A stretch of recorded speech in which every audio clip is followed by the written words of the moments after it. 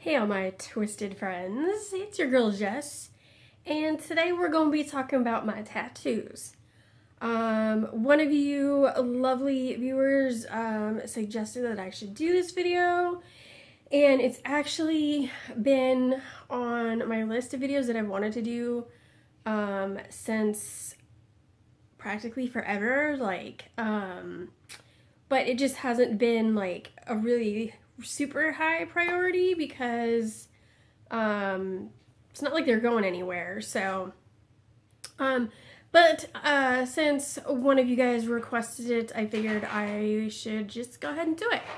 So I am probably going to end up splitting this into two videos just because I have 10 tattoos, and I would like to share with you kind of the story and the meaning behind all of them, as opposed to just showing you, so I have this and I have that. So it's probably going to take longer than is really realistic for just one video.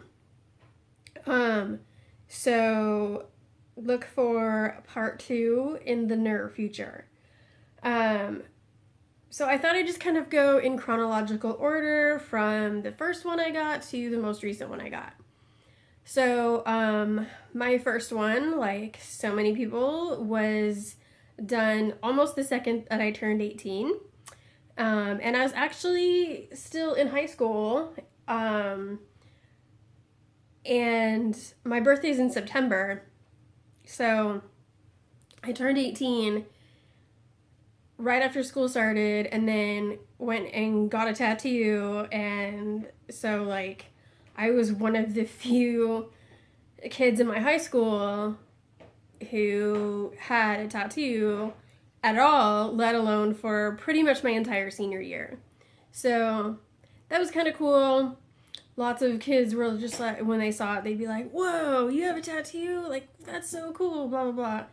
And I certainly didn't look 18. Like, I've always looked younger than I actually am. But let me go ahead and show it to you. It's on my back, so it's probably going to be a little hard for you guys to see, but there we go.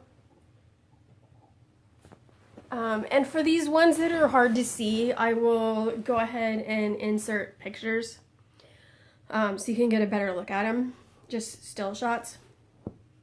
So, the story behind that one is, cat hair in my mouth.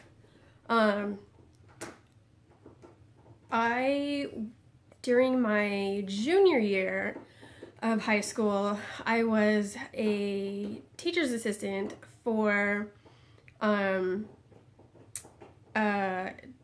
teacher that I'd had in my sophomore year.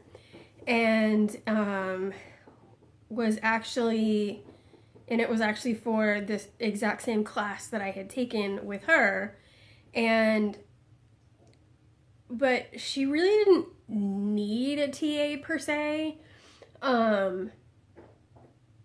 Mostly she agreed to have me in her class as a TA was because I had aced the class the previous year.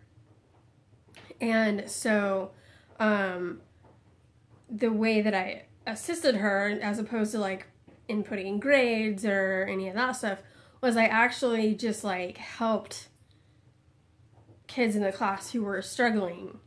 So I was really more like a tutor. But sometimes there wouldn't really be much for me to do. Like if we got onto a particular section and people were understanding it and didn't need a lot of help, then I could just sit and work on homework or whatever else. And sometimes, if I was all caught up on my homework, I didn't even have that to do. So I would just sit around and kind of write poems or doodle and things like that. And so this is the result of a doodle that I did. And I've always loved like celestial stuff, and always fascinated with space and the universe and how all of it works. And so I just kind of drew a little sun and did a crescent moon on the inside part of the sun, the corona part, and then decided to stick a little star in there as well. And I always just really liked that doodle, and so I kept kind of refining it and everything, and it turned into this as kind of the final result. And I thought, man, that would be a really cool tattoo. And so I'd actually been thinking about it and had it in my head for a long time, and since it had stuck with me so much, and I had thought, yeah, that'd be a cool tattoo. I thought, yeah, I'm gonna go get that. So this tattoo was not. None of my tattoos really have just been spur of the moment thing. They've always had a lot of thought put into them. So that's the story behind my first tattoo. And then my second tattoo on my ankle here. Oh, stupid son. So you're looking at that upside down, but you can probably tell that it's a butterfly. And that was kind of the result of another doodly sketch. I was out of high school at the time that I got this. Was I? I might have gotten it actually toward the end of my senior year. I was either like right at the end of my senior year or I was already done. One of those. But again, it was just another like kind of doodle that I turned, kind of refined and, ended up being this. And I didn't even know it at the time, but the butterfly is kind of a symbol for lung transplant, and because when you look at them like with their wings all open, the shape kind of resembles a set of lungs. And so that kind of just ended up being like an accident that I just chose to do a butterfly, because I've known practically my whole life that I eventually want to get a transplant. So that just ended up being kind of cool. Like, okay. But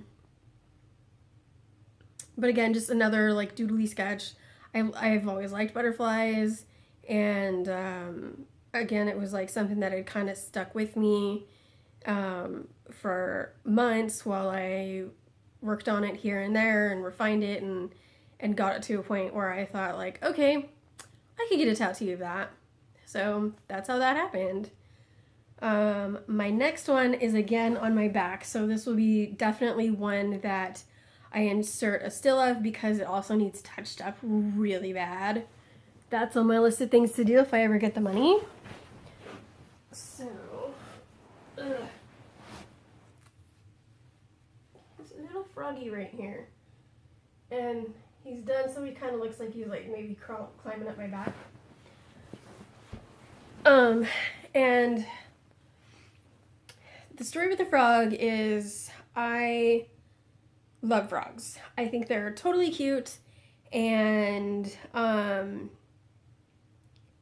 even like as a little kid, I was not one of those girls that was like scared to touch the frogs. Like whenever I would find a little frog hopping around somewhere around our house, I would take him and go put him in our garden so that he could eat any of the bugs that wandered through. And I lived in a desert when I was a kid, so the garden got watered just about every day, so it was always nice and cool and moist in there for the froggies.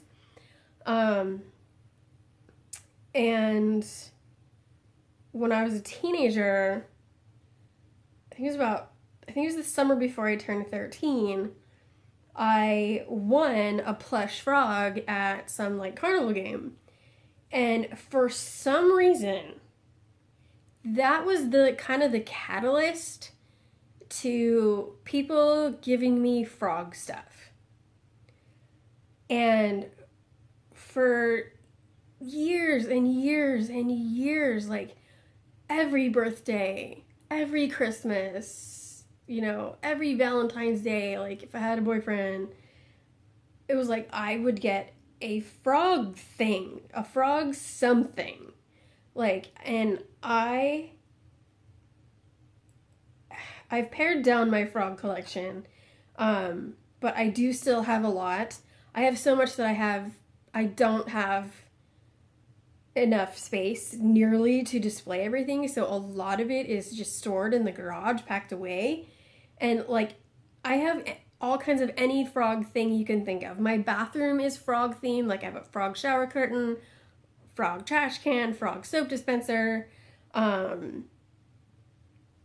have little frog figurines, tons of plush frogs. I have frog votive candle holders. Like, you name it, I either have it or I have had it at one time. And so it was going on about 10 years of this frog business when I got that tattoo. And I'd been thinking that I wanted to get a frog tattoo for a while. And so I got him. And I love him. I think he's really cute. He just needs touched up really, really bad. He's faded a lot. Mostly because he's green and yellow. And those are two of the colors that tattoo ink that fade relatively fast. So that was... What did I get after the frog? See, I have enough of them now over a long enough span of time that sometimes it's hard to even remember the order that I got them in. It wasn't... Oh. I skipped one in there. No, after the frog... Okay, after the frog, I got a tattoo on my arm. And this is the stupidest thing I've ever done when it comes to tattoos. A friend of a friend was going to art school and learning how to tattoo. And so she did this sketch for me, and I liked the sketch. I did. At the time, I liked it. Now I wouldn't really dig it. But I was like, it was like a devil girl. And so she drew it all out and then tattooed the outline of it. And then I had plans to like get it, I was planning on getting it like colored in and getting like I can't remember what it was gonna say, but I was gonna have like a banner going across that said something. But because she was still learning and hadn't done a whole lot of tattooing, the outline just didn't come out very well. And I could have had it touched up, but by the time I really had the money to do it, because it was large, I was just over it. And so I decided to get it covered up. And, shoot, I shouldn't have worn a long sleeve shirt for this video. That's okay. So, my best friend and roommate, Brad, was getting... Oh, actually, and Nick got tattooed by this guy, too. They went and got some really awesome tattoos done. And they came out so amazing. The coloring was just fantastic, and the shading and everything. I was like, I need to go talk to this guy about my cover-up. So I went in, told him what I wanted, and he was like, yeah, cool. So got it all set up and going and everything. And it was the craziest thing. Obviously, because it's a cover-up, when you do that, you have to line things up the right way to get like the maximum amount of coverage over the old tattoo and everything. So like I go in there for my first session and he starts freehand drawing the new design on my arm over the old one to make sure he's got everything all covered up. And it was so crazy just to see this guy like freehanding, and it's roses, 3 roses, and he just freehands it on there. Like, this guy was an amazing artist, unbelievable. Like, if he hadn't moved shortly after I got this tattoo, I would have gotten more tattoos from him for sure. And in fact, I didn't get another tattoo for a long time because I was like so disappointed that this guy had moved. But anyway, this sun is not working in my favor. Let's turn a little bit. Yes? Okay. So it's my 3 purple roses. And I wanted them as realistic looking as possible. And then I have my banner here that says breathe. And purple is the kind of color, it's kind of the unofficial color of cystic fibrosis. But roses are definitely the symbol for cystic fibrosis, because cystic fibrosis sounds very similar to if you say 65 roses. And there's a whole story about how the whole 65 roses thing came out, which I can get into at another time. So that's how, but it's how like roses became the symbol for CF. And so I got 1 rose each for the people in my family with CF. So me, my brother, and a cousin. And then, the banner with breathe on it. And yeah, this is still to this day, this is the tattoo that I get the most compliments on. People always ask me like, oh, that's amazing, who did it? And unfortunately I have to tell them, well, the guy moved to Florida, so sorry. But yeah, still, it's hard to pick a favorite tattoo, but this is definitely, like, I'd say it's in the top. It's definitely the top 2 of my tattoos for me. It's hard. I go back and forth between whether it's first or second place, but it's up there. So I think that's going to be it for now, because we're already at like 18 minutes.